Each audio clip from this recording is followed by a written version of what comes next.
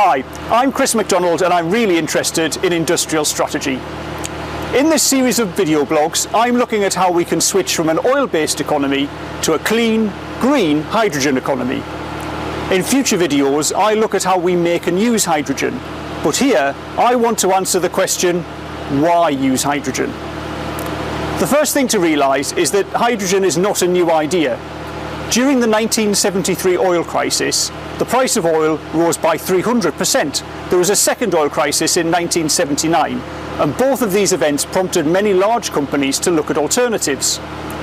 As the UK's National Centre for Innovation in the Steel sector, the Materials Processing Institute, where I am now, worked on hydrogen technologies at that time as an alternative to fossil fuels.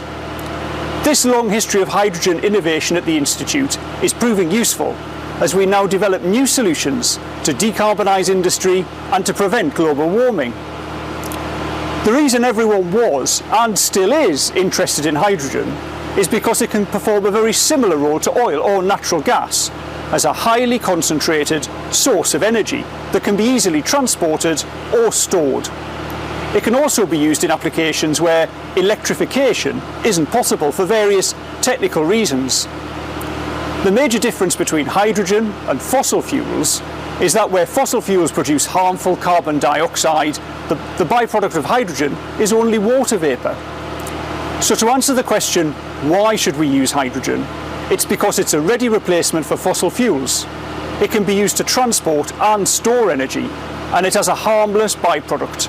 And organisations like my own have a long history in understanding how to use it.